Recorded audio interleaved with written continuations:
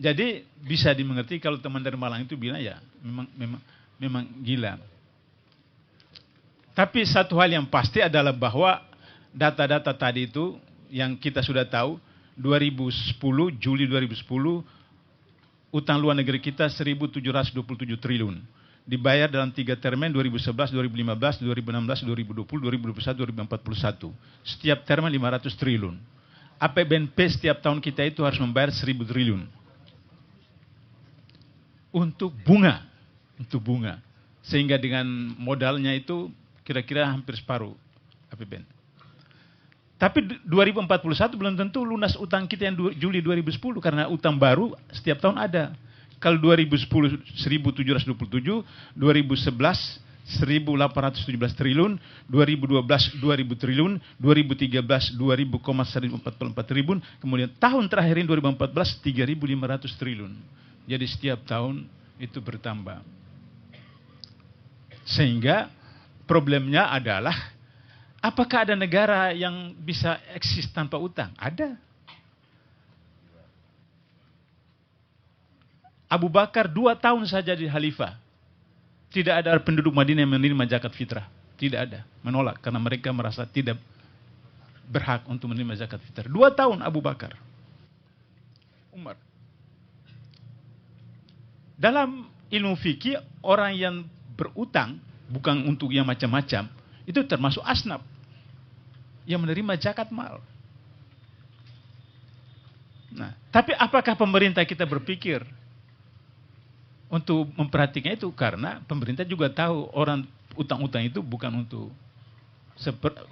tapi ya untuk istri keempat, selingkuhan, mobil Mercy apa dan seterusnya seperti itu. Nah, jadi oleh karena itu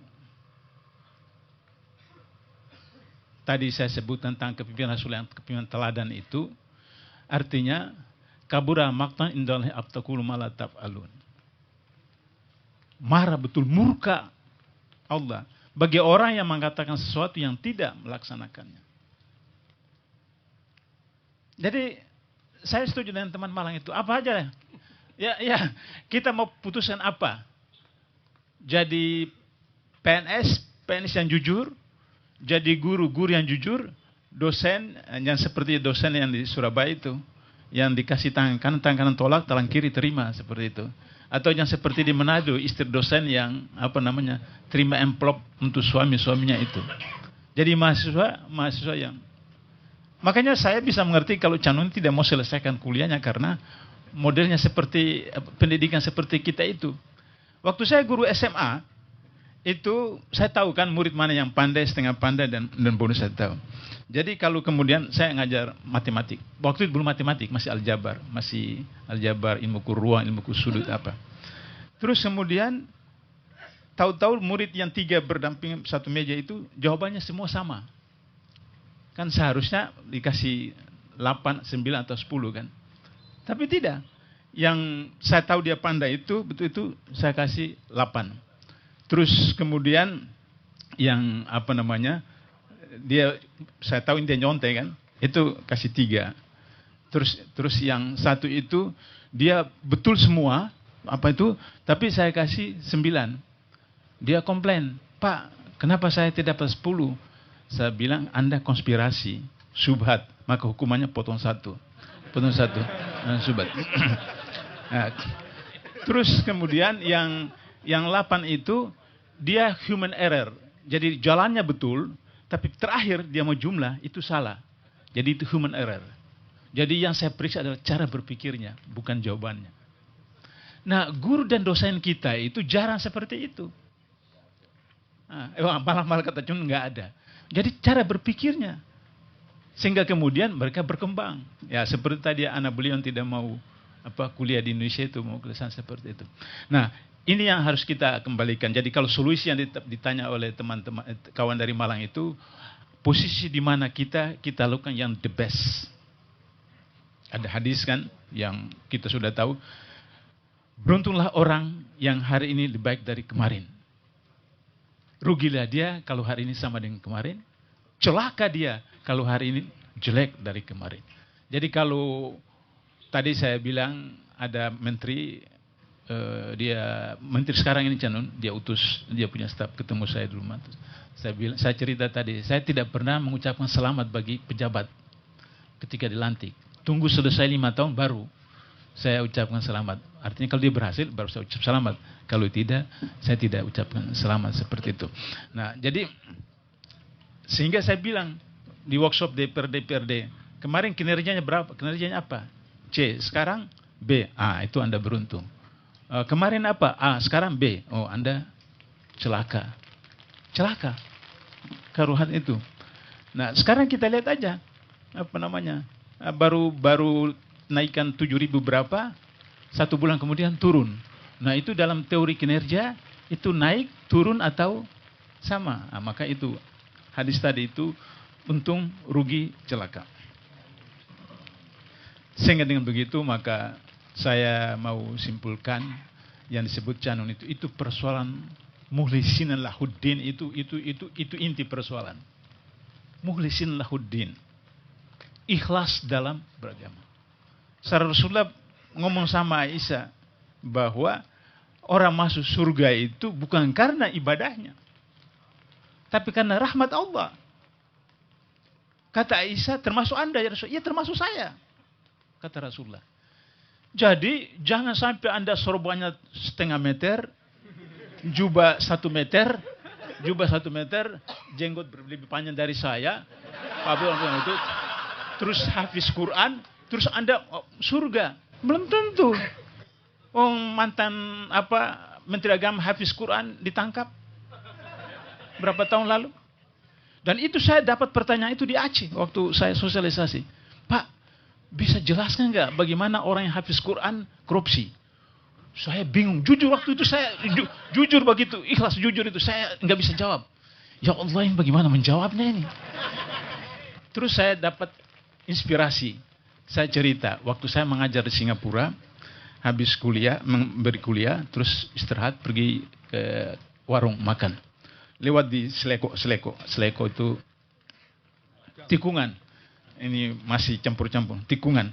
Terus ada, Assalamualaikum. Saya lihat ke pekarangan, nggak ada orang, sepi itu pekarangan rumah. Saya jalan aja, saya jalan makan. Terus kemudian sudah kembali lewat lagi untuk ngajar lagi, Assalamualaikum. Saya berdiri kira-kira 2 menit, perhatikan jendelanya, pintunya, kok nggak ada orang, kok ada salam. Nggak lama ada orang lewat. Ada apa, Cik? Saya cerita, tadi saya lewat sini ada salam, balik salam. Oh, yang punya rumah ini orang Melayu. Dan semua tamunya datang itu orang Melayu itu maksudnya Islam, dan selalu salam. Dia punya burung nuri.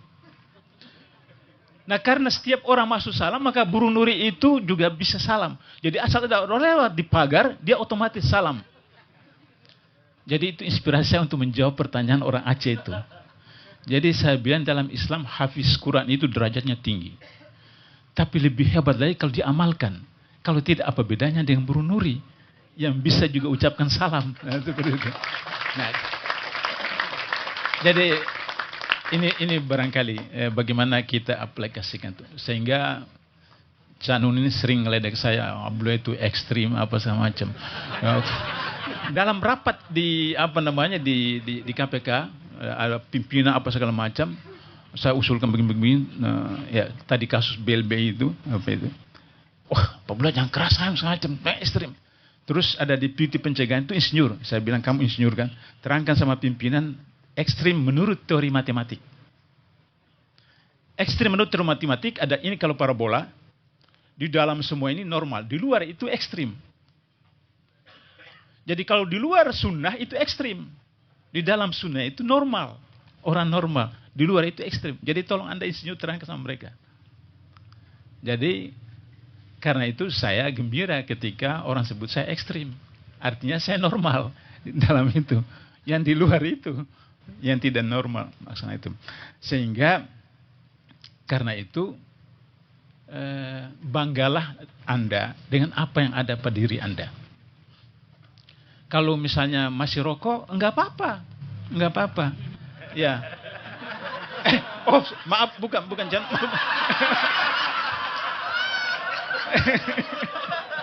Bukan. Saya nggak tahu kalau Canun merokok.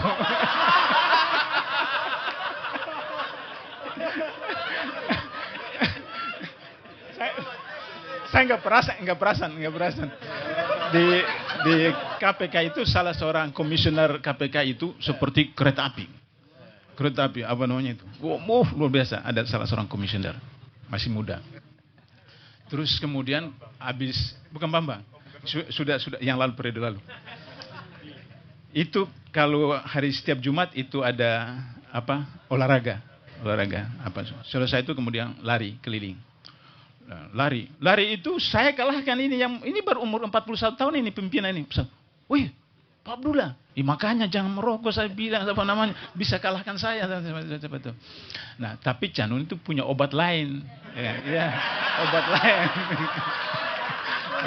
obat lain atau apa namanya. Sehingga kemudian tetap apa segar, tetap fresh apa semacam.